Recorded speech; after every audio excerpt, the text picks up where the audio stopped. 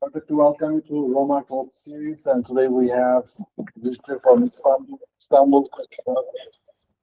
Uh, it reads that Hakan is a professor of electrical engineering at Koç University, Istanbul, and a proud alumnus of Middle East Technical University in '92.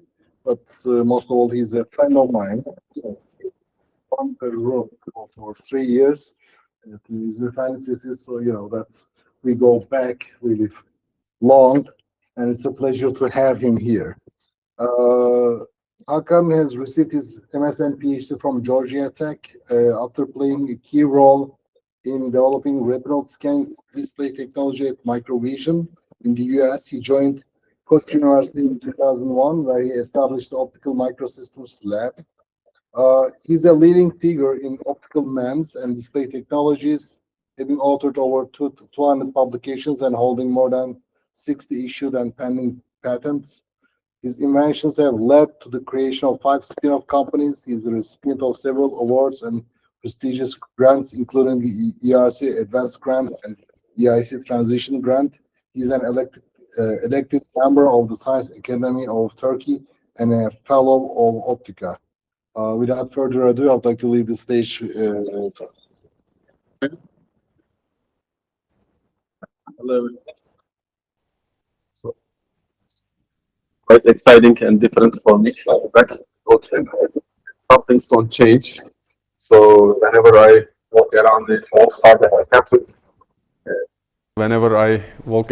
old part of the campus, it seems everything remained the same for the last 35 years. Whereas on this part of the campus, it's completely different. There was nothing. So quite good to see and nice to be back. So this is our view of our campus.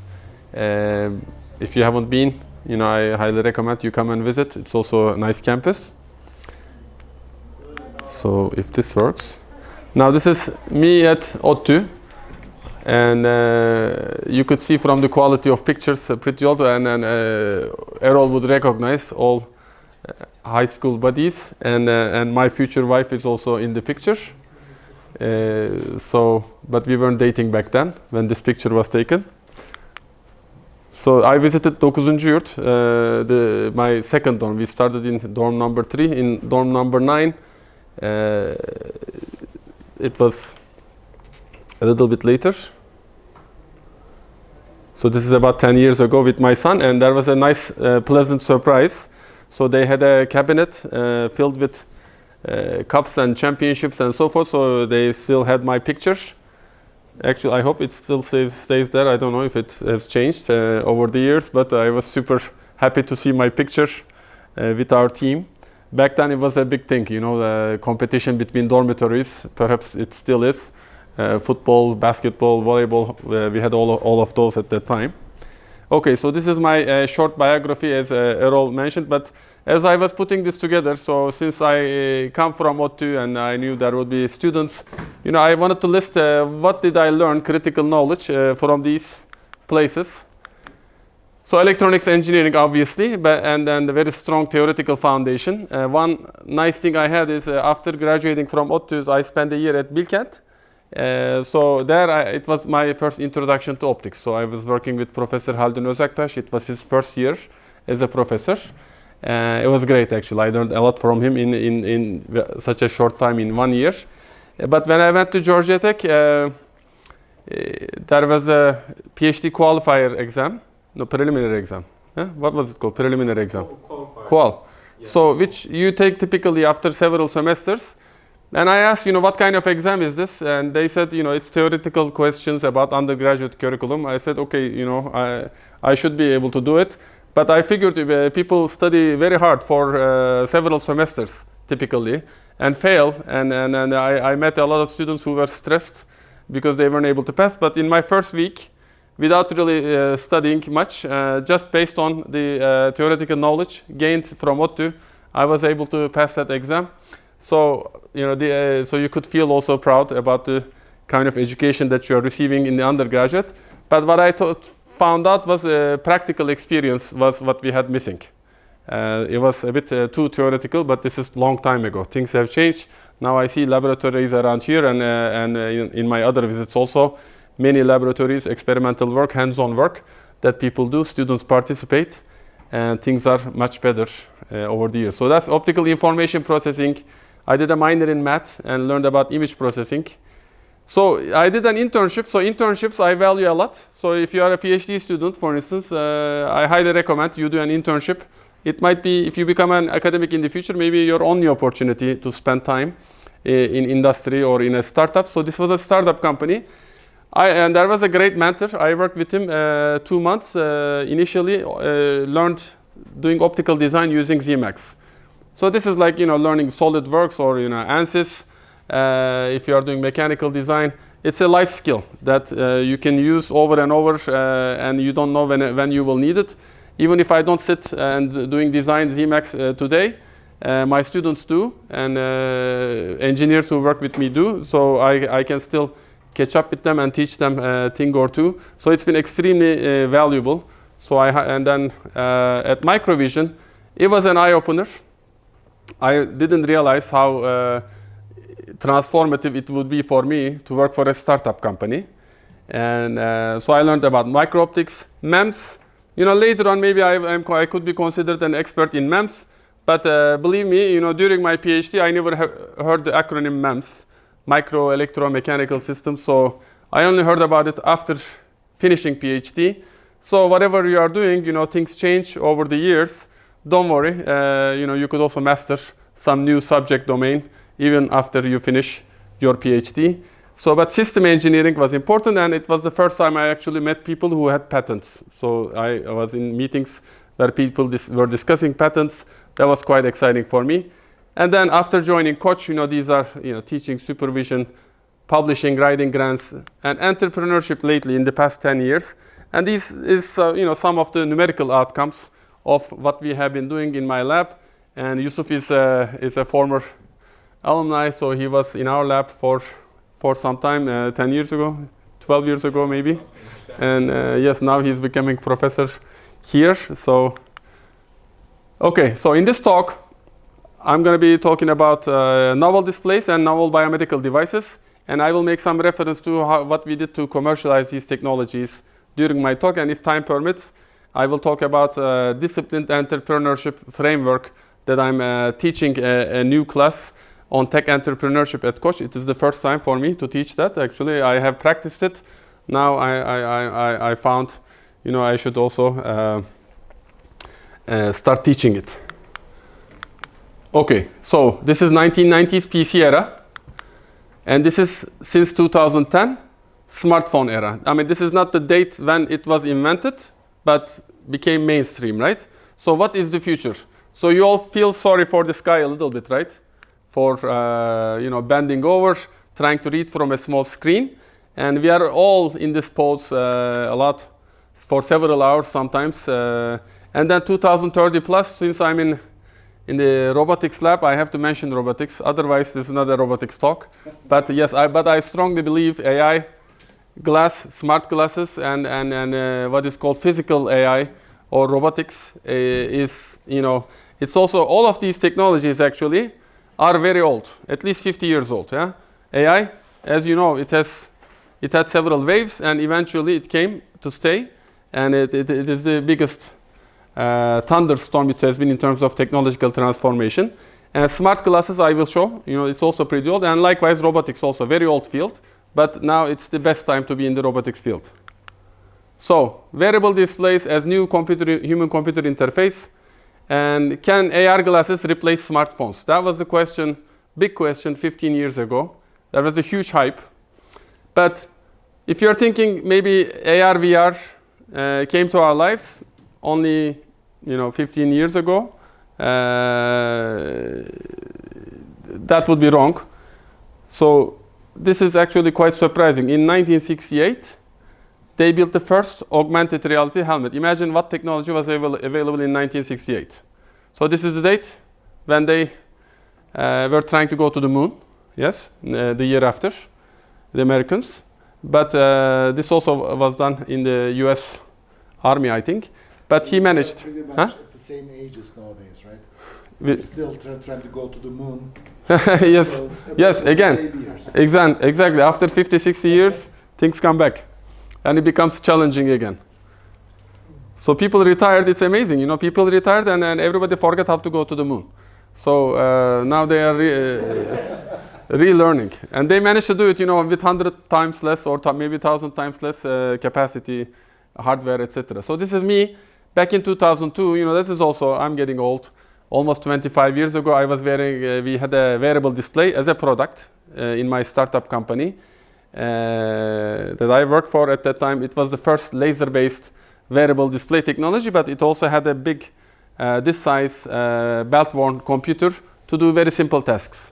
So, and now, you know, I managed to put myself in the same slide with Mark Zuckerberg. So this is 2025, Meta Ray-Ban glasses. I have one of those actually, but I didn't bring it today with me. And it works, it comes, first version was AI glass, no display, but this version has display on it and also a wristband for certain controls. Okay, now we have been working on a lot of different things. So this is not something we have done, but you know, we entertained concept like this, but this is our work. Smartphone projector and a wearable, not wearable, transparent screen. And you know, people worked on ideas like smartwatch projectors, smartwatch and gesture control. If you have a camera on your smartwatch, but smartwatch screen is extremely small, right? You can barely touch and point to different sections of the smartphone watch, but you can still type things on the wall maybe and camera will pick it up for you. We have worked on head-mounted projection displays, this type of big screens which are transparent at the same time. Yeah, I'm not going to get into much of the technological details how we achieve these, but these are some concepts. Telepresence using smart screens, a portable 3D projector, you know, just using a device, maybe even embedded in your mobile phone, you could watch a 3D video on your ceiling. So those are cool ideas that worked, but basically market has not picked up on some of those. But these are some of these things market did pick up. Every time I press this, I want to point, but okay. Yes, you can barely see. So MEMS scanners is something, you know, these are tiny mirrors using in the clean room you fabricate. The whole size of this chip is 6 by 6 millimeters. This mirror is roughly 1.5 millimeters. The nice thing about it is it's vibrating really fast in one axis and then doing the other axis at 60 times a second. If you bounce a laser beam off it, you could write an image on anywhere, on a wall, on a piece of paper and so forth, so to create an image. And so, you know, for instance, in this case, this is the product where this is used. Everything is RG, red, green, blue lasers embedded inside and making a projection. And interestingly, this screen has the feature that my student Kaan was also holding another projector and making another image on the other side of the screen. And the two images don't get mixed to each other. When people see it, you know, it's wow, you know, very interesting technology. I could use the same glass from two sides as a projection screen. But what is the real use case? You know, we thought very hard about it and we couldn't come up with one. So that's, you know, we certainly had the technology push, but did not become a successful product. Yes?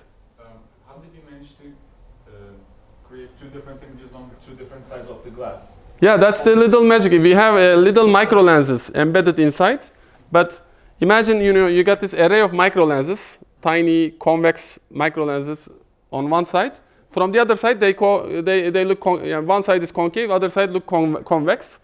And they are partially reflective. Okay, so each one expands the light that hits on it over a cone angle, and the other side also expands the light hitting on it over a certain cone angle. So these screens also have some gain, which means like you gotta be viewing it over a certain viewing angle. You won't be able to see it from everywhere, but that way the two images didn't get mixed into each other. Okay, so these are this is something company who sponsored all this research in my lab. So they sponsored my research for about 15 years, even after I left the company. That's another nice thing for working for them. You know, I left people changed many times, but we were doing interesting work for them, producing new patents, so they kept funding us for about 15 years after I left the company. And then this is a projector product. And then later, HoloLens team at Microsoft hired some of the engineers also from my group. And they have used this piezoelectric scanner as the enabling technology. And this was by Panasonic, using the screen I just mentioned to make a head-up display. So are they successful products? They were products. It's actually amazing technology. I mean, they use our IP and patents. They are really amazing, engineering marvels. I love them. So, you know, so much engineering goes into any of these. So to make this projector work, people had to invent green laser diodes, you know, which didn't exist. There was a red and blue.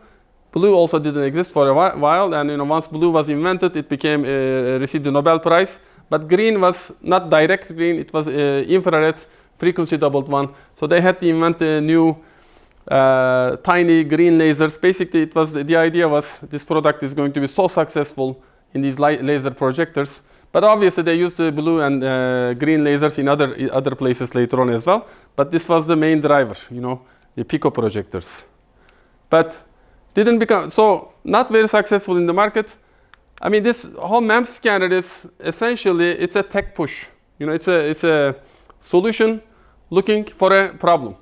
Actually, you would be amazed how many companies have been set up to use MEMS scanners to do different things. Initially, the company Microvision, we licensed it from a company who was doing barcode scanner with it. At that time, barcode scanning was a big deal. Okay, I'm talking 1990s still. And then optical cross connects. If you remember, if you are old enough, you would remember in 2000, 2001, there was a big market crash in the US. They called it the telecom bubble.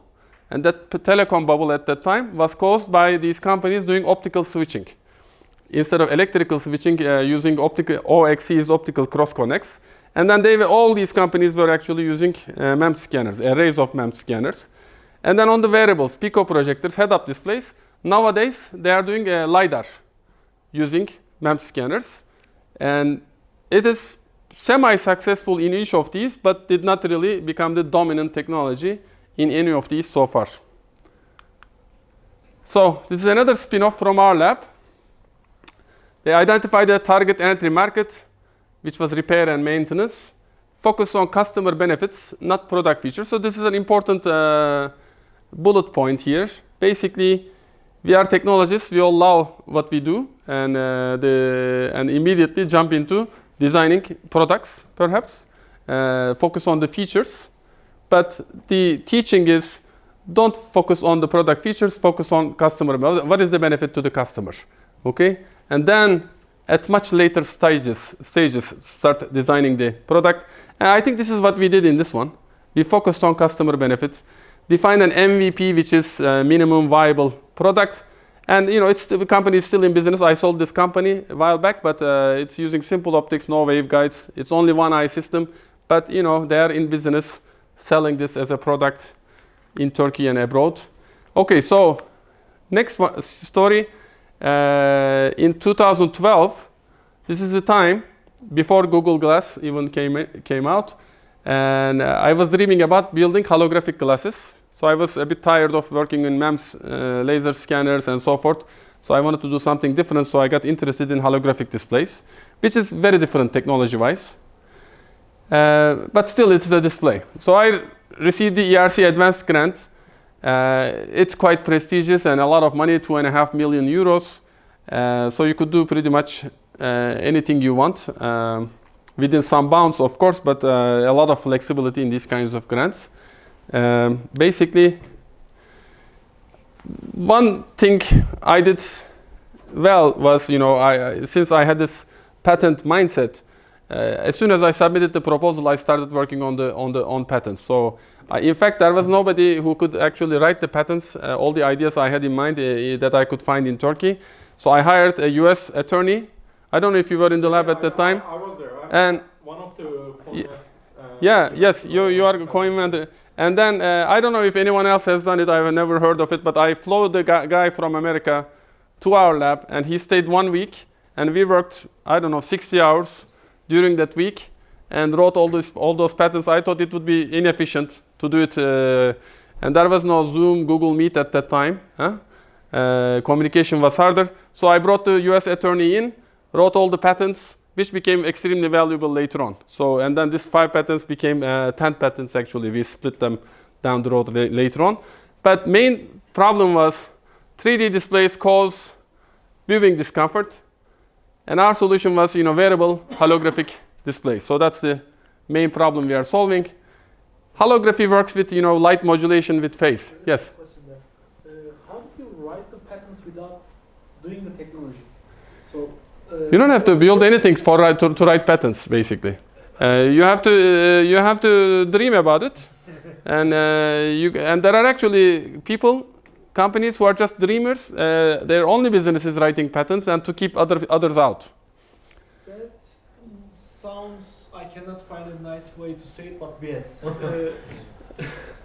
You have to have the right domain expertise, of course. Those without the domain expertise will not be able to write valuable patents. But you don't have to wait until you build it. If you know how it will work, if you can imagine the features.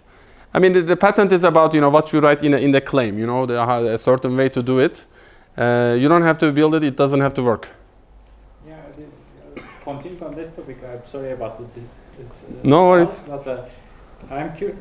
Patent trolls existed for so many years, but what is the situation after we have ChatGPT and so on? It's like I can write 100 patents per day. Just imagine a little. Yeah. I think if they are expensive, of course, right?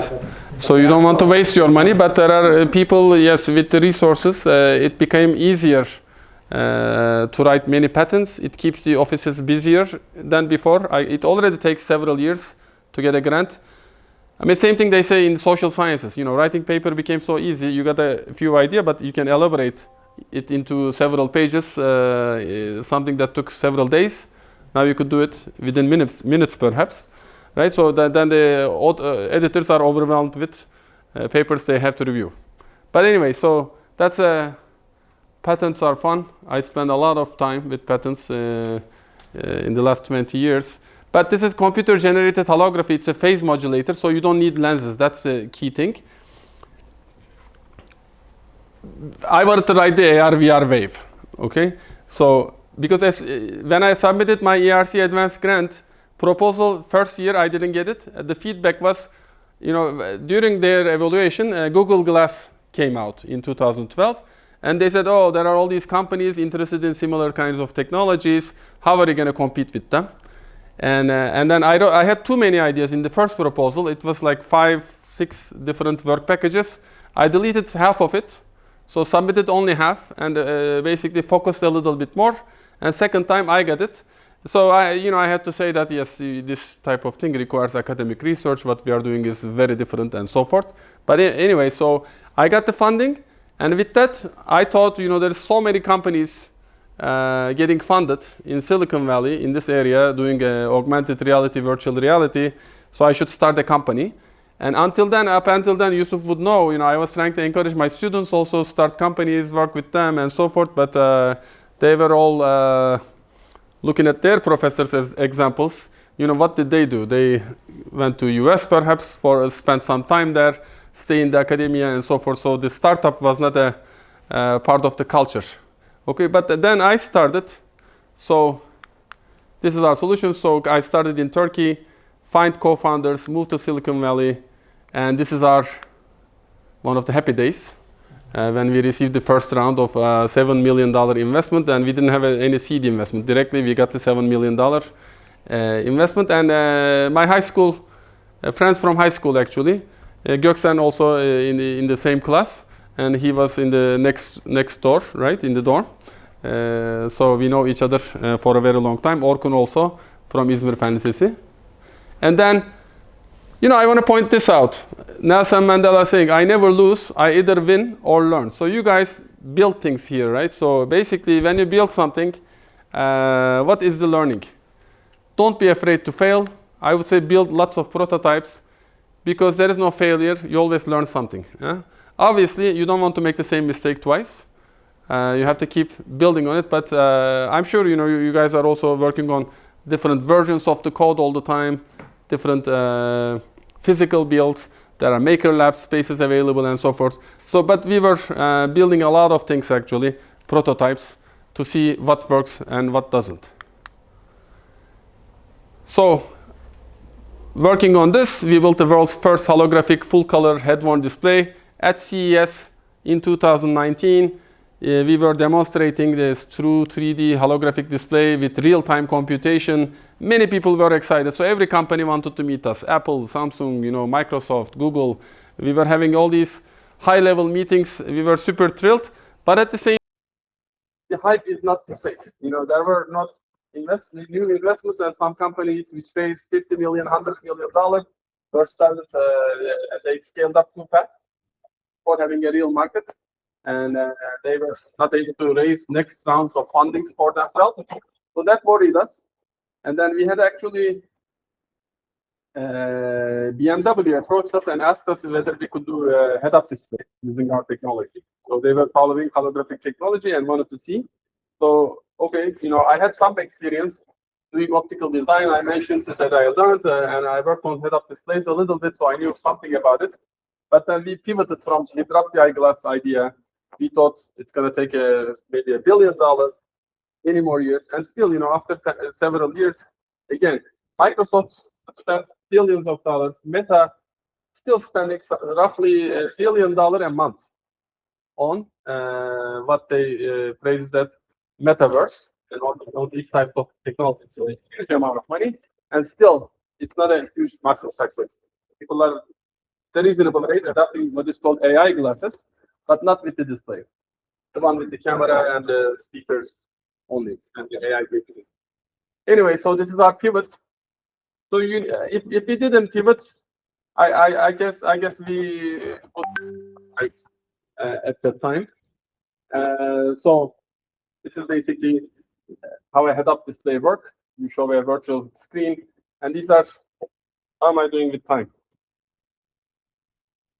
You're okay? Can I show video? Okay, let's see.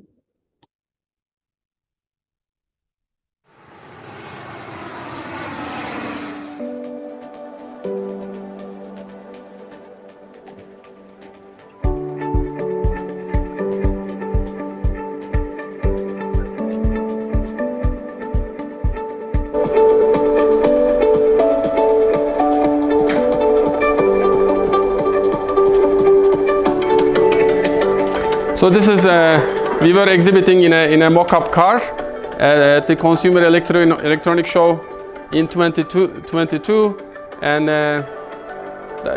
you could see there are a lot of interest, and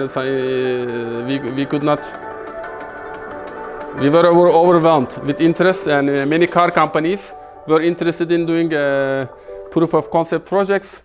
Very exciting time, but actually, I'm not going to show the next video. It's a video done last year actually, again at CES by Texas Instruments for us. So it's not so easy to get a company like Texas Instruments to feature you as their one of their featured important technologies in a show.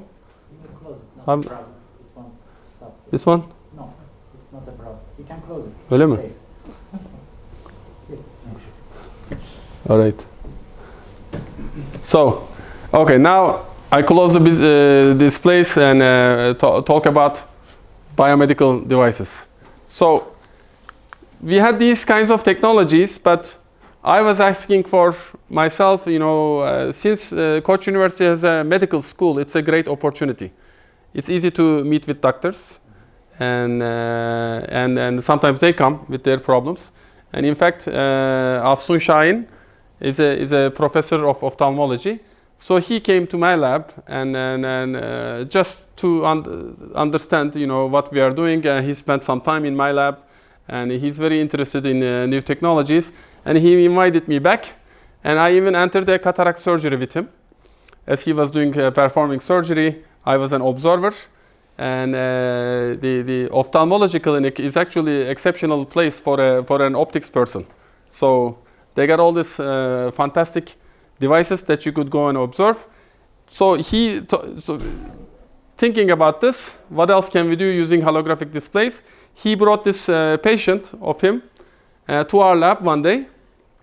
So the guy has severe levels of keratoconus, which means his cornea is not round shaped, it's like a conic. And there is no eyeglass which can correct such severe aberrations. So he has to put in his special contact lens every morning as soon as he wakes up, otherwise he is legally blind. Okay?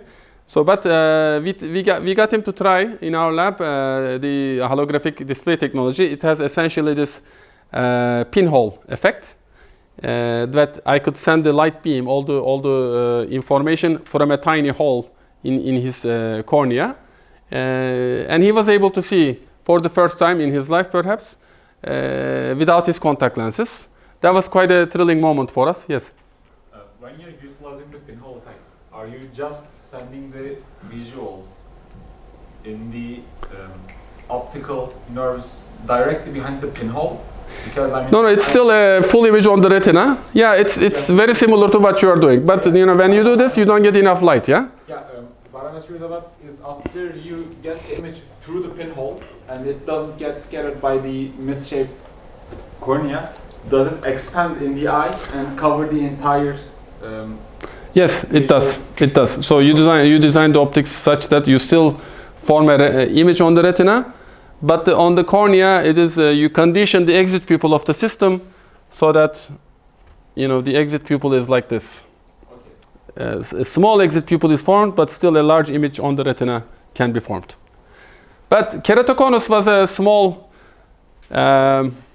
number of patients had such severe disorder. Plus, he's not gonna remove his contact lens and start wearing my wearable display to get some certain additional benefits. Contact lens, because I'm not really curing him, yeah. But doing this, we figured, oh, maybe this could be used for cataracts. So cataract is the #1 surgery in the world, about 70 million surgeries, and it's basically eye lens become a little bit cloudy, like a ground glass. And then replacement of the lens is done with a surgery. Okay, they make a tiny incision, 2 millimeters only, and then remove with ultrasonic. They break the eye lens, and then insert a new one. So we thought, okay, we could do. Here's the problem: surgery decision process is lengthy and stressful for patients as well as doctors. And picking the right lens, there are many lens options. There are what they call smart lens or premium lenses versus monofocal lenses. If you take the premium lens and they say the promise is you don't have to use eyeglasses after surgery. Otherwise, you use eyeglasses. Okay? So we wanted to build a simulator for post-surgery vision correction to get them to try different lens options. Okay, so here I can show. This is not too long ago, last year. We have tried this in various clinics in Turkey as well as abroad, in Bulgaria and in Montenegro. Actually, our project partners were from Italy and Germany, but we couldn't get the approvals to perform. And it caused a huge pain. We had an EIC project with 2 partners from those 2 European countries, but we just couldn't do the clinical trials in there. So biomedical research is hard. So regulations, etc. But anyway, so on another project, but that one, I'm still thinking, whether this is the previous one is a good idea to commercialize or not. So that one I've been a little bit more reluctant and careful. I didn't start a company yet. So we are still thinking whether we should make that cataract simulator, even though it works nicely, but we have more work to do. So another example is, this is also a doctor, professor of anatomy from Koç University at that time he was. So he came to my office and asked if I could build a neurostimulator, which I had absolutely no idea what a neurostimulator is. Maybe, how many people know what a neurostimulator? Some of you. Okay, so it's basically, you give electric signal to the nerves directly, because in the body, signals are communicated with electric signals, right? So nerves, that's how they communicate. So you could give directly electrical stimulation to the nerves, and perhaps, that brings certain remedy for certain disease, maybe for headaches. But in this case, he's professor of anatomy. He thought maybe this will be helpful for Parkinson's disease. And after he described what he wanted, I figured, from my electrical engineering knowledge, which I have not used all that much over the years, I thought, he wants a signal generator, basically, a simple signal generator that can be carried on the ear, around the ear. So this is the signal generator version 1 we built, and then we poke these certain muscles with needles, and this is the first prototype.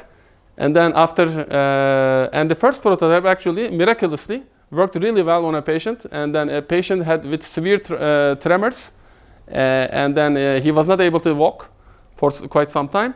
And after our stimulator, he was able to get up, tremors stopped, and super exciting moment for us. And later on, our second, third tries did not work. So sometimes you gotta get lucky as well. And apparently we had grounding problems, much like what you have in circuit labs. So we didn't ground it properly. Perhaps we didn't put the right amount of gel for the ground pad. But anyway, so those issues are resolved now. And but this is like taking a long time. Right now, where we are, this is the device. Actually, 80 patients right now taking this device to home to use it. This is the final stage of the clinical trials at the moment. They are doing home trials. And if that is successful, hopefully, next step will be actual launching of this technology for patients' use for Parkinson patients. So we are very excited about this technology. Yes? Sorry for asking too many questions, but it's welcome. I've also seen some Parkinson patients get cured by a similar technique, but the signals are placed directly inside their brains. DBS surgery, yes. DBS surgery.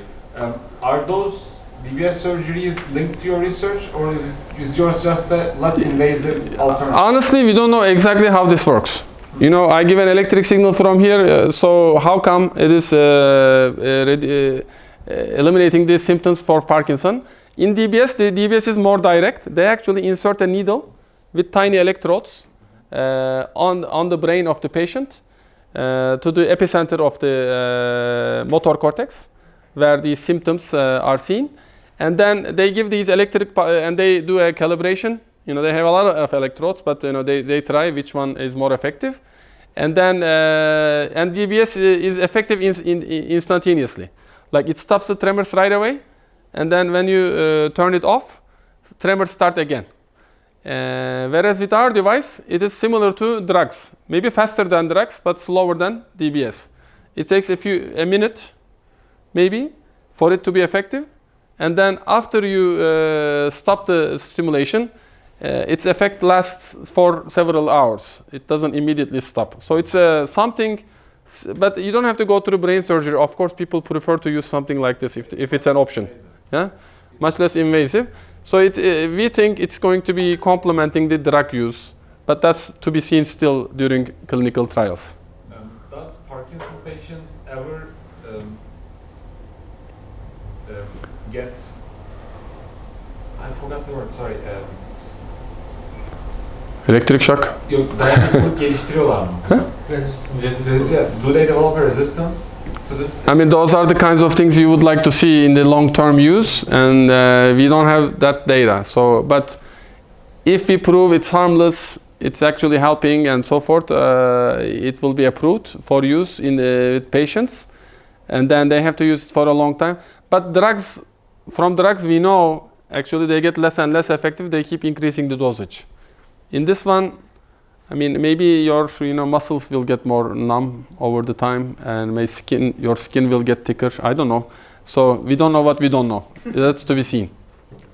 We'll keep cracking the voltage up. Yeah, that's what we do. Yeah. So I mean, in this kind of thing, if you have feedback, for instance, from a smartwatch about the effectiveness of the dosage, those kinds of closed loop implementations would be possible. Then you could use AI to make it better and more personalized for the patient. One last question. Did you ever try this device on patients that have tremors but are not Parkinson's patients? Because, for example, my mother's side of the family has a genetic disease that just causes tremors in our hands. Oh, really? Yes, my grandmother and a couple of my aunts I see. severe tremors in their hands.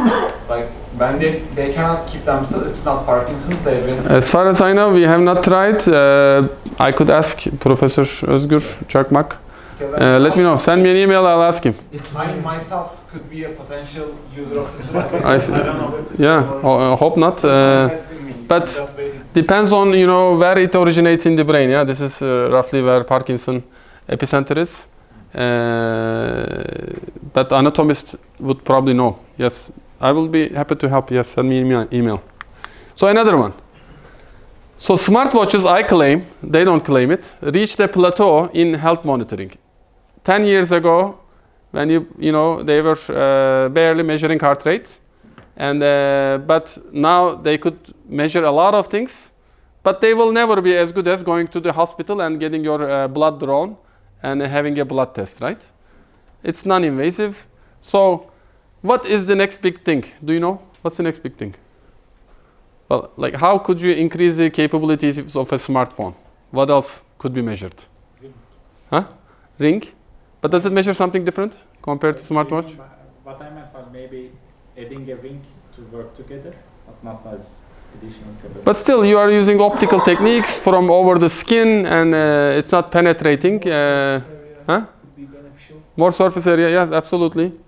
And they get more data, they get better with data, and more personalized and so forth, right? But what if you could do slightly invasive things? So we try using ISF. Do you know what's ISF? Interstitial fluid, deri altı sıvısı. So when you get a little scar, you get this white serum-like thing coming out, but it's not exactly from the vein, right? From the basically, we want to build microneedle patches for continuous health monitoring. So this is already used for continuous glucose monitoring. So you might have seen some people using it. It's a single needle. They are quite long, 5 millimeters. They got an applicator and so forth. But we want to do, and they suck some of the ISF and then perform analysis in there. So we are focusing on other types of biomarkers. Basically, this is the microneedle patch that we have developed. Here you could see on a live rat, we are collecting data, ISF data, and whatever appears in blood, roughly 8 to 10 minutes later, it appears also in ISF. Most things, most biomarkers. Okay, so it's not instantaneous, but it is quite useful. So we are working on this technology. This is new. There's no company that, but we have some patents and publications so far. But I believe this type of technologies will be common use because it's quite minimally invasive. Once you remove the patch, you have this slight redness, which goes away after some minutes. Okay, last point. Disciplined entrepreneurship. Can entrepreneurship be taught? What do you think? Can you teach entrepreneurship, or it has to be in your gene? The fact that you're here, Kayseri'den mi olman lazım? there is some hope. There is some hope. So this, they have been looking for entrepreneur gene, but they haven't found. But this is funny. So time to plan an exit strategy. I guess we all have an exit strategy. Since you exited already, so we have accomplished something. But it's a craft, not art, not science exactly, and it can be taught. But you need lots of practice. Like how do you make pottery? Can you make pottery just by watching videos? You can't. Yeah. So something like this. Okay. Now, you might be saying, I have an idea, or I have a technology. Many of you, I'm sure, have ideas. There are lots of technology around here. You're passionate, but this is not the mindset. Okay. So mindset should be, I want to create real value.